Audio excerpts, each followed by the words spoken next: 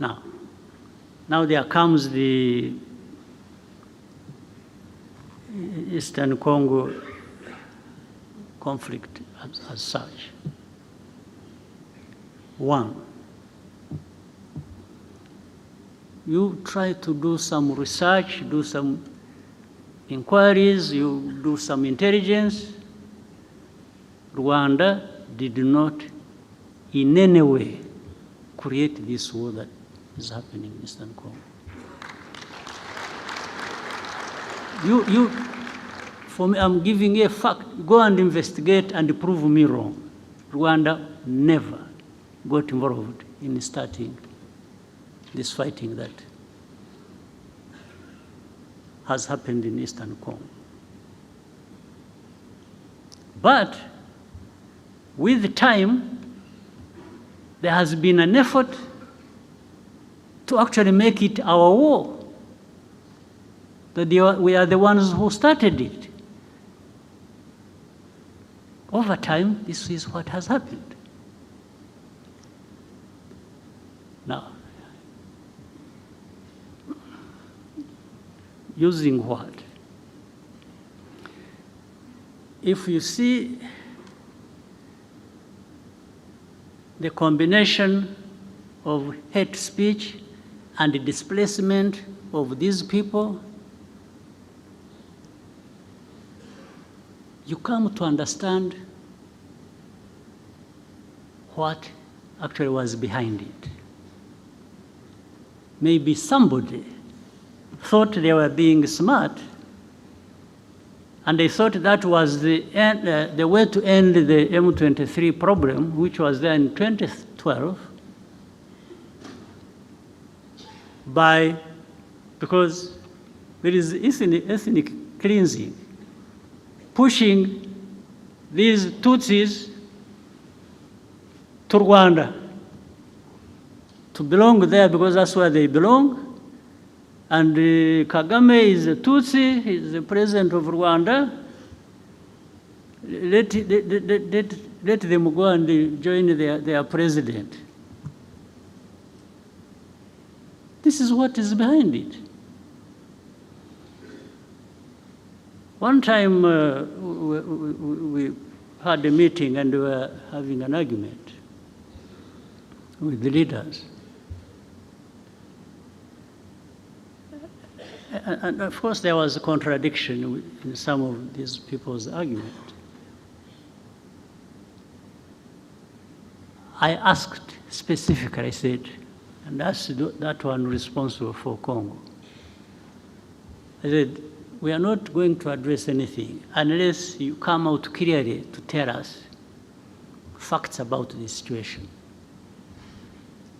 I asked him, I said, are these people in M23 Congolese or not? And he said to me, and there were other leaders in the meeting, that absolutely, these are Congolese.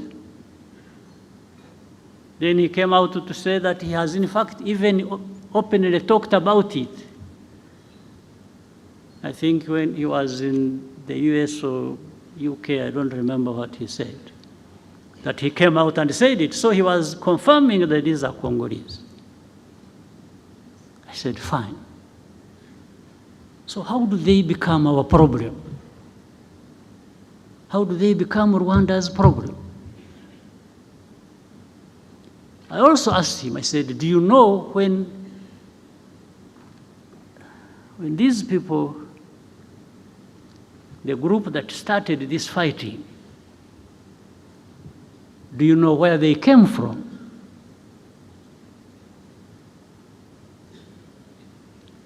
In fact, before he answered, the president of the country where they came from is the one who said it. He said, yeah, no, actually they came from, this man refused to solve their problems, and they decided to cross the border and go back where they belong. So then I asked him again, I said, so how do you keep associating Rwanda with this problem? I even asked him, I said, why did you, the other day, bomb our territory? Because they had been sharing with artillery, heavy artillery across the border onto our territory in Kinigi. There are people here who know it. I said, why? What are you doing? What do you want? And he just said, no, but this, they should go back. I said, go back where? Those who came here, they were about between 500 and 600 when they ran away on 2013. There are those who crossed and came here, about between 500 and 600 fighters with their arms. What we did,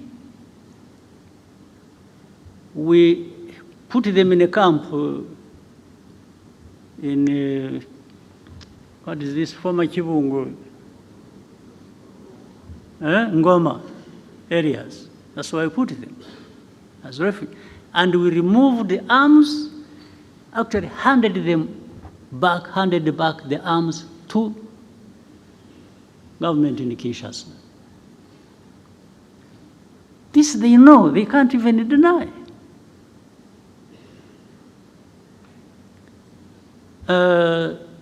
They said they had wanted to solve the problem politically. They invited some of the leaders of this group, took them to Kinshasa, that they wanted to talk to them and resolve the problem. These people, the leaders of this group, went to Kinshasa.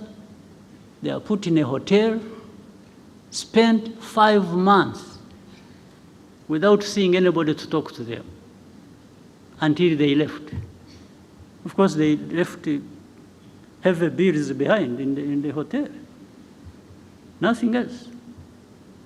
Now, but when you see, then you would see you saw in the statements of different organizations and so, blaming Rwanda for M23 conflict in Eastern Congo. I cannot tell you the reasons exactly why that would be happening. Now, but I would ask people so. You may associate us with M23. You may blame us for everything, M23. What do you say about FDLR that is in Eastern Congo for the last 30 years, more or less?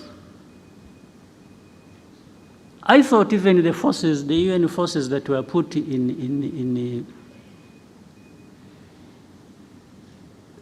Eastern Congo or in Congo were put there to actually address this problem and maybe other problems, but this one was the main one. But you've been there for decades. It has been so costly, but the problem is still there. And then some of them tried. The government said, no, they are not there, we don't have FDLR, and then we would give them names, but these are the leaders, 1, 2, so and so and so and so and so, they are in this location. In fact, I one time told the president of DRC, no, I said, you don't know that these people are there in this place, that place, and they've been even manning roadblocks and they collect taxes. He says, so he remembered.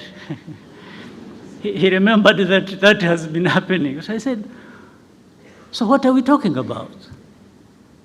You have FDLR who have taken over territories in Eastern Congo and are collecting taxes, and you are telling me they are not there?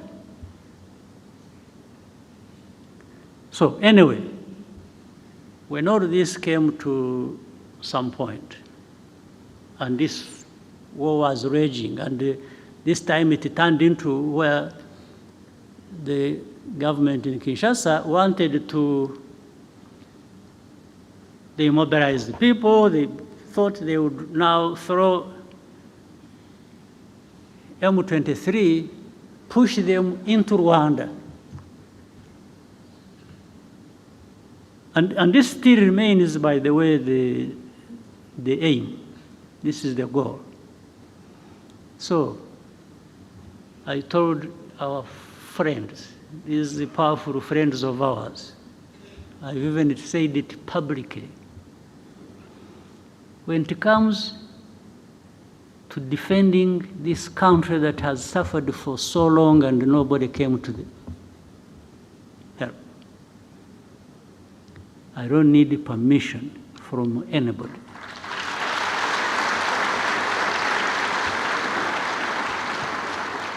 To do what we have to do to protect ourselves. I will say it in broad daylight. I have said it to those who matter in this problem. And that's what is going to happen. You go home, sleep, don't do anything. There will be nothing crossing these borders of this small country of ours. If anybody attempts,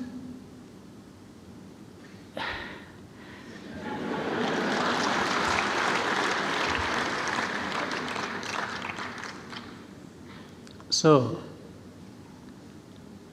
ntimugatinye ibitumbaraye.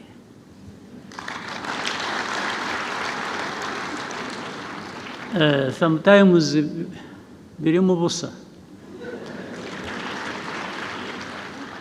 Haba harimo umwuka. Umwuka, a balloon.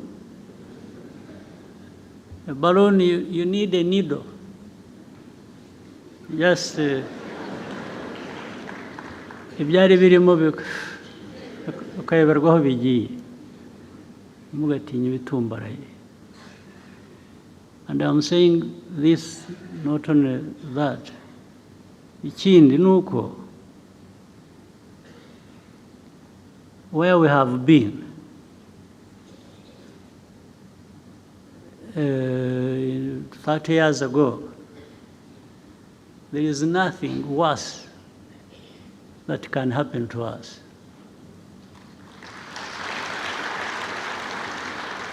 Also, that means if you ever put us in a situation where we have to think like it's going back to that time,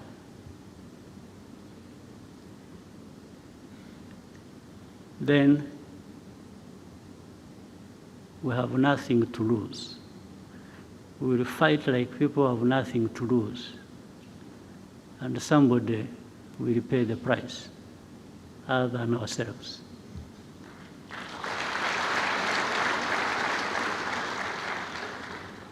You have seen, I have not answered these insults that are coming from the south, from the west. Those ones don't kill. So I cannot go, that's not us. But they will learn something with time. They learn something that they made a big mistake. Absolutely, a big mistake. That's why I was telling the young people, happily who seem to be like in those years when we were still young. I've seen our young people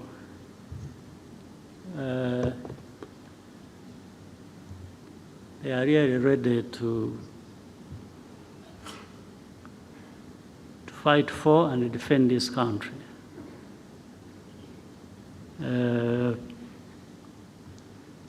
But we don't provoke any situation. We don't, in fact, we've even refused to be provoked. We are provoked and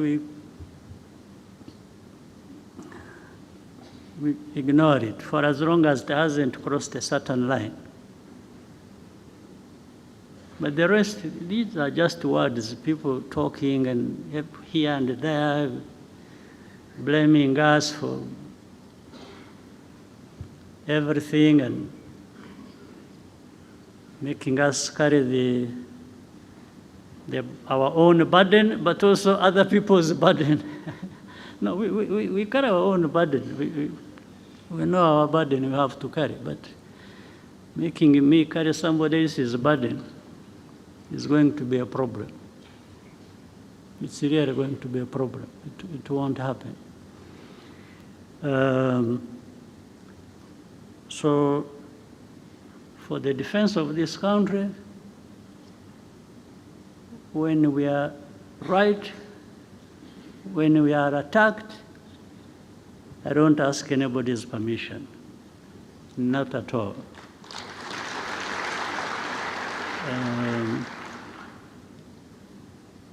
So the country is safe, is secure, and will always be.